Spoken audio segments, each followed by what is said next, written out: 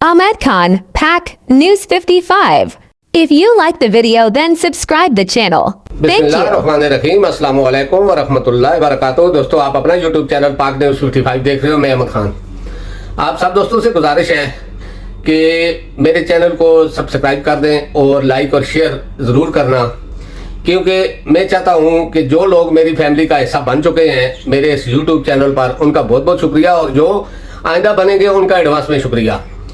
क्योंकि सब्सक्राइब करने के या लाइक और शेयर करने का कोई पैसा नहीं है, तो आप सब दोस्तों का बहुत बहुत शुक्रिया।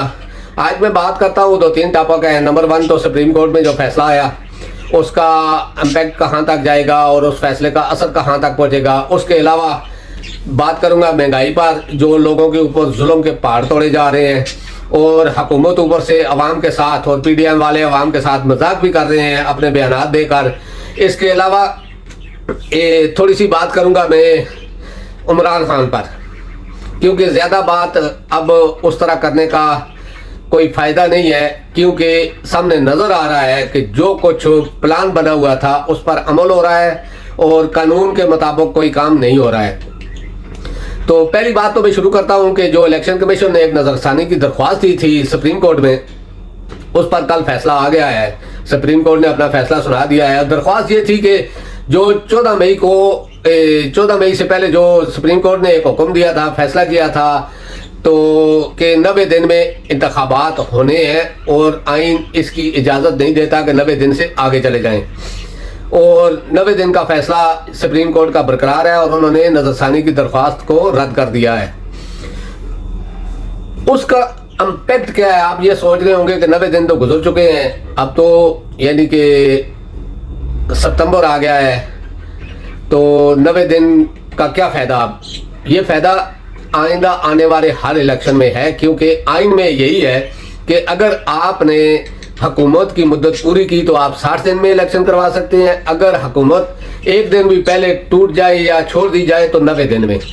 तो सुप्रीम कोर्ट का ये फैसला आइंदा आने वाले जितने भी इंतखाबात हैं उस पर लागू होगा, क्योंकि यही फैसला है। इसने आने का आगे जो नेक्स्ट यानी कि फ्यूचर का पाकिस्तान का एक रास्ता था, जो आइन था, आइन के मुताबिक था, वो महफूज कर दिया है। मेरा कहने का ये मकसद है कि अगर आइन पर अमल दरामद हो तो 90 दिन है, क्योंकि अब जिस तरह यानी कि इस फैसला आने से पहले जो कुछ सोचा जा रहा था कि निगरान हुकूमत 3 साल की है या 6 साल की है, लेकिन वो गैर आइनी होगा। आइन के तौर पर 90 दिन में इलेक्शन करवाने हैं, चाहे किसी की हुकूमत भी आए, क्योंकि PDM ने तो बहुत सा कुछ देकर चली गई थी हमारे ताकतवर इदारे के हाथों में, यानी कि इलेक्शन कमीशन को और निगरान हुकूमत को बहुत कुछ लेकर देकर चली गई थी। आप जानते हैं कि इसहाक डार कौन था, वज़ीर आज़म कौन था, मौलाना कौन था, जरदारी कौन था, ये किन के लिए काम करते रहे हैं या जो भी है, लेकिन इन्होंने पाकिस्तान और पाकिस्तानियों के मुफाद के लिए कोई काम नहीं किया। तो ये बात तो यहाँ तक हो गई इलेक्शन पर और सुप्रीम कोर्ट के फैसले पर। अब दूसरी बात मैं करता हूँ महंगाई पर। इस वक्त पाकिस्तान में दुनिया का चौथा बड़ा मुल्क है जिसमें सबसे ज्यादा महंगाई है। आप एक बात सोचो कि दुनिया का चौथा बड़ा मुल्क, आज से तकरीबन 1.5 साल पहले यही पाकिस्तान था जो दुनिया में सबसे सस्ता मुल्क गिना जाता था, यानी कि हर लिहाज से, पेट्रोल, डीजल, ऑयल, खाने की चीजें, चीनी पर थोड़ी सी बात कर लूंगा पहले, इसके बाद मैं आगे महंगाई पर बात करता हूं। कुछ अरसा पहले इमरान खान के दौरे हुकूमत में ये चीनी का एक स्कैंडल आया था, जिसमें जहांगीर तरीन मुलव्वस था या दूसरे जिस तरह वो लोग मुलव्वस। PDM में खास करके नून लीग ने बहुत शोर मचाया था उस चीनी स्कैंडल पर कि चीनी बाहर भेज दी गई है, यानी कि चीनी अब बाहर से मंगाएंगे, कमीशन मिलेगा, सारा कुछ होगा। अब आप चीनी का रेट देखो इस वक्त कितना हो गया है। आज के टाइम पे आप जरा चेक कर लेना, आज जुम्मा है, जुम्मा के दिन जरा चेक कर लेना। उसके बाद पेट्रोल का रेट 300 रुपए से ऊपर हो गया, डीजल 300 से ऊपर हो गया, डॉलर 300 से ऊपर हो गया, मिट्टी का तेल 300 से ऊपर हो गया।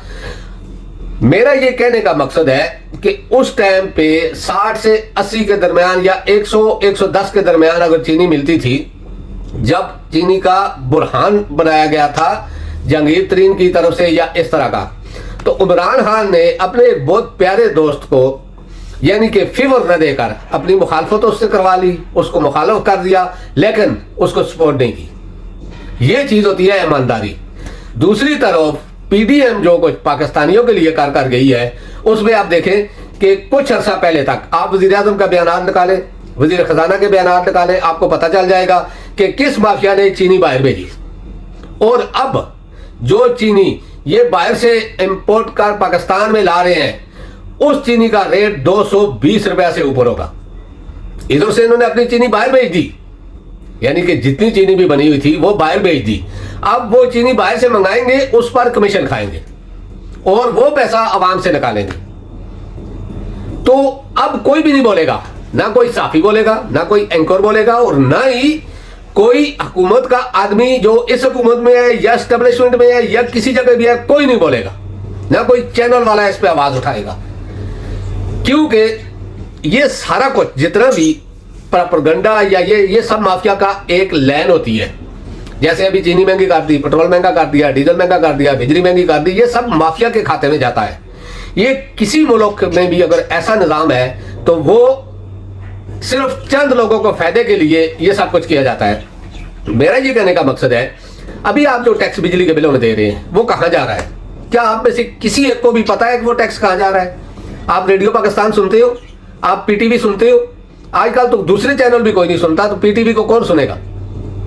तो उसका टैक्स, उसके अलावा जो आप यानी कि जितने टैक्स, बिजली का बिल 300 है, 3000 उसके साथ टैक्स लगा हुआ है, वो टैक्स किधर जा रहा है? बिल का हम कुछ नहीं कहते, वो टैक्स किधर जा रहा है? तो इन माफियाज के जेब में जा रहा है। जिस तरह पीडीएम थी, इनको लाने वाले थे या ये लोग थे, ये सारा टैक्स जितना पैसा भी आप लोगों से निकाला जा रहा है ये उधर जा रहा है। नंबर 2, अभी जो पेट्रोल का रेट हाई हुआ, क्या दुनिया में किसी जगह पेट्रोल महंगा हुआ, डीजल महंगा हुआ, या दुनिया में किसी जगह तेल महंगा हुआ? किसी जगह भी आप सोच लो, मेरे अंदाजे में नहीं हुआ। आलमी मार्केट में तेल की कीमतें नहीं बढ़ी, फिर पाकिस्तान में कैसे बढ़ गई हैं? यही चीज है। हरामीपन पीडीएम ने किया और उससे करवाया गया। उस हरामीपन का जितना असर भी है वो सारा अवाम पर डाला जा रहा है। अब आप उनके बयानात सुने, वजीर खजाना के या पीपल पार्टी के, वो चपेट जैसे मुंह वाली एक आती है, वो आकर बयान देती है महंगाई पर, या एमक्यूएम के, दुनिया में सबसे बेगैरत पार्टी जो है ना वो एमक्यूएम है। यानी कि इसके लीडरान पैसे के लिए कुछ भी कर सकते हैं। मैं अभी आगे के दूसरे अल्फाज नहीं दूंगा। अब वो अवाम में आने के लिए हर एक अपने अपने बयान दे रहा है अपनी वोट पक्की करने के लिए। लेकिन एक बात का ख्याल रखना, ये सिर्फ वोट के लिए नहीं दे रहे हैं, ये हुकूमतों से पैसे लेने के लिए दे रहे हैं ऐसे बयानात।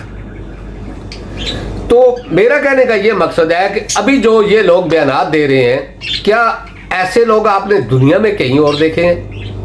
जिस तरह इसहाक डार है, वज़ीर आज़म है, या मरियम है, या बिलावल है, या उसके आगे जितने लोग भी जो बयानात दे रहे हैं, ये एक मजाक है आवाम के साथ। ये पाकिस्तानियों के साथ पहले तो उनको लिटाकर मारते हैं, फिर ऊपर से उसका मजाक भी उड़ाते हैं। ये एक मजाक है पाकिस्तानियों के साथ। तो मैं इस बात पर इसलिए ज़्यादा जोर नहीं देता क्योंकि मैं तो आज से तकरीबन 6-7 महीने पहले का ये चला रहा हूँ कि आपको आने वाले टाइम पे बहुत मुश्किल पेश आने वाली है, क्योंकि मैं भी उसमें शामिल हूँ। मेरे को भी ऐसी ही प्रॉब्लम है जैसी आप सबको है। मैं अगर उधर आके आपके जलसे जुलूसों में शरीक नहीं हो सकता, लेकिन मैं आवाज़ तो उठा रहा हूँ, आपके लिए उठा रहा हूँ, अपने लिए उठा रहा हूँ। मैं सिर्फ अकेला मुतासर नहीं हो रहा हूँ, मेरे साथ साथ आप लोग भी मुतासर हो रहे हैं, पूरा पाकिस्तान मुतासर हो रहा है। यानी कि कुछ लोगों को छोड़कर, उसमें होंगे ज़्यादा से ज़्यादा 1000-1200 लोग, 1000-1200 फैमिलीज, उनको छोड़कर